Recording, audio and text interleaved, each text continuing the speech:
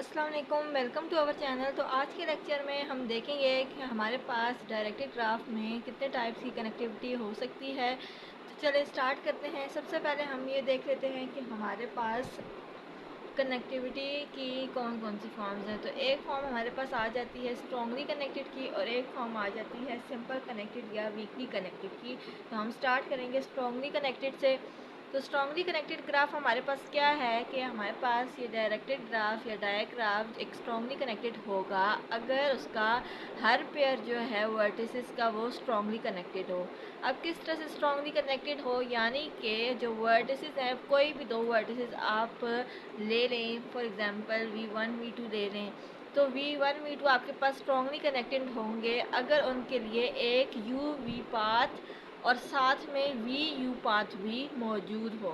यानी कि आपके पास उसका एक फॉरवर्ड पाथ भी मौजूद हो और एक बैकवर्ड पाथ भी मौजूद हो, और ये आपके पास जस्ट टू वर्टिसेस के लिए नहीं, एवरी पेयर ऑफ वर्टिसेस के लिए सेटिस्फाइड होना चाहिए। किस तरह से, ये अब हम एग्जांपल में देखते हैं। तो अब अगर आप इसकी एग्जांपल देखें तो ये आपके पास V1 V2 V3 V4 आपके पास 4 वर्टिसेस इसमें मौजूद हैं। और अब आप ये चेक करें, आपको कैसे मालूम होगा कि ये आपके पास स्ट्रॉन्गली कनेक्टेड है या नहीं है। तो वो हम चेक कर लेते हैं। सबसे पहले आपने पहली कंडीशन क्या लेनी है, every pair of a graph, यानी कि आपने V1 V2 V1 V3 V1 V4 V2 V1 V2 V3 V1 V4 ऐसे सो ऑन V3 के साथ एंड V4 के साथ भी करने हैं। तो ये आपने सारे पेयर्स लिख लिए, V1 V2 V1 V3 V1 V4। Then आपके पास आ जाएगा V2 V1। तो जब आप उसका बैकवर्ड पाथ या रिवर्स पाथ लेंगे तो वो ऑब्वियसली ये आपके पास मौजूद है, तो आपको वो दोबारा लिखने की ज़रूरत नहीं है। तो आपने V2 V3 से स्टार्ट करना है, देन V2 V4, फिर इसी तरह V3 V1 करना है तो वो आपके पास इसका बैकवर्ड बन जाएगा। V3 V2 करना है तो वो आपके पास इसका बैकवर्ड बन जाएगा। एंड ये V3 V4 आपके पास मौजूद है। फिर इसी तरह V4 V1 का वो आपके पास इसका बैकवर्ड पाथ बन जाएगा, V4 V2 इसका बैकवर्ड पाथ बन जाएगा, एंड V4 V3 इसका बैकवर्ड पाथ बन जाएगा। अब हम ये देखते हैं कि हमारे पास इन पेयर्स के बीच में, ये अब हमने सारे जितने भी पॉसिबल वर्टिसेस के पेयर हमारे पास बन सकते थे वो हमने नोट कर लिए हैं। अब हम ये देखते हैं कि इनमें हमारे पास UV पाथ या VU पाथ बनता है या नहीं बनता है। पहले तो अब आप ये चीज़ देख लें कि UV पाथ या VU पाथ हमारे पास है क्या। तो वो हम डिटेल से ट्रायल पाथ वाले टॉपिक में पढ़ चुके हैं। जिन्होंने अभी तक वो लेक्चर नहीं देखा उनके लिए मैं लिंक डिस्क्रिप्शन में दे दूँगी।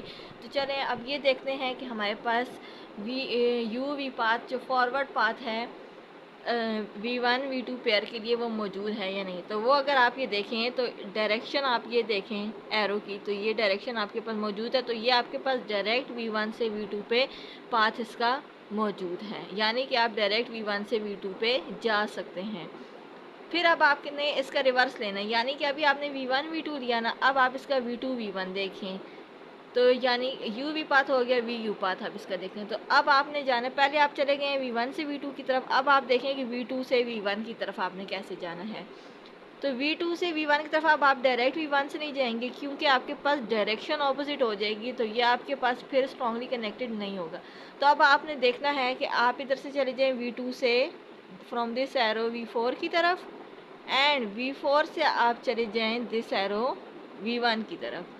तो ये आपके पास एक पाथ आ जाएगा V2 to V4 and V4 to V1। तो ये आप जा सकते हैं V2 से V1 की तरफ, यानी कि V1 एंड V2 पेयर के लिए आपके पास फॉरवर्ड एंड बैकवर्ड दोनों पाथ मौजूद हैं। इसी तरह आप V1 टू V3 देख लें तो V1 टू V3 आप डायरेक्ट भी आ सकते हैं, और अब V3 से अगर V1 की तरफ आप जाएं तो वो आप कैसे जाएंगे, V3 से V2, V2 से V4 एंड V4 से V1। तो ये आपके पास बैकवर्ड पाथ बन जाएगा। इसी तरह बाकी सबका भी आप चेक कर लेंगे तो ये आपके पास एक कनेक्टेड पाथ बन जाएगा। जैसे कि अब आप V3 V4 का ही देख लें तो V3 V4 पे जाने के लिए अब आप ये देखें तो डायरेक्ट नहीं जा सकते V3 से V4, क्योंकि आपके पास डायरेक्शन ऑपोजिट है। तो सबसे पहले आपने क्या करना है, V3 से जाना है V2 पे एंड V2 से जाना है V4 पे। तो ये आपके पास हो जाएगा फॉरवर्ड पाथ। एंड अब जब आप इसका रिवर्स पाथ देखेंगे, यानी कि अब आपने V4 से V3 की तरफ जाना है, तो वो आप डायरेक्ट इस पर जा सकते हैं। तो यहाँ पे इसी तरह आप बाकी सारे पेयर्स का भी चेक कर सकते हैं। तो ये आपके पास हो गया स्ट्रॉन्गली कनेक्टेड पाथ। इनमें से अगर एक भी पेयर के लिए आपके पास ये कंडीशन सेटिस्फाई ना हो रही होती तो आपके पास ये स्ट्रॉन्गली कनेक्टेड डायरेक्टेड ग्राफ नहीं हो सकता था।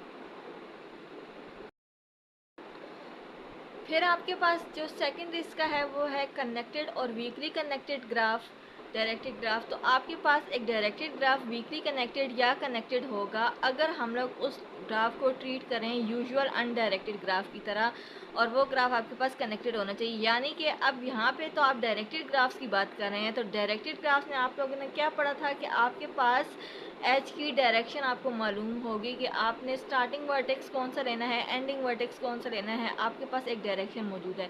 लेकिन अगर आप उन ग्राफ्स में से, जैसे अभी लास्ट एग्जांपल में आपने देखा है स्ट्रॉन्गली कनेक्टेड में कि आपके पास एरोज मौजूद थे, तो अगर आप वो ग्राफ में से एरोज हटा दें तो आपके पास कोई डायरेक्शन नहीं है। आपकी मर्ज़ी है कि आप V1 से V2 मेंशन करें या V2 से V1 मेंशन करें, उससे कोई फ़र्क नहीं पड़ेगा। तो ये आपके पास हो जाएगा यूजुअल अनडायरेक्टेड ग्राफ, जो कि हम पीछे लेक्चर्स में देखते रहे हैं। तो ये आपको सिंपल क्या कह रहे हैं कि पहले तो बात ये है कि जो कनेक्टेड या वीकली कनेक्टेड है, सबसे पहले तो हम उसको अनडायरेक्ट कर देंगे, उसमें आपके पास कोई डायरेक्शन नहीं होगी। सेकेंडली वो ये क्या कह रहा है कि वो जो अनडायरेक्टेड ग्राफ होगा आपके पास वो कनेक्टेड होना चाहिए। तो कनेक्टेड ये देखें V1 V2 V3 V4 ये सारे वर्टिसेस आपस में एक दूसरे के साथ कनेक्ट हैं, इनके दरमियान कोई ना कोई पाथ आ रहा है।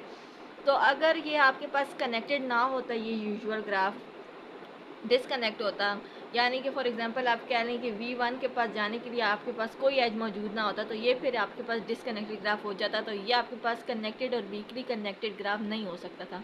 यहाँ पे कंडीशन अब ये सेटिस्फाई हो रही है कि ये सारे वर्टिसेस आपस में एक दूसरे के साथ कनेक्टेड हैं एंड ये एक अनडायरेक्टेड ग्राफ है।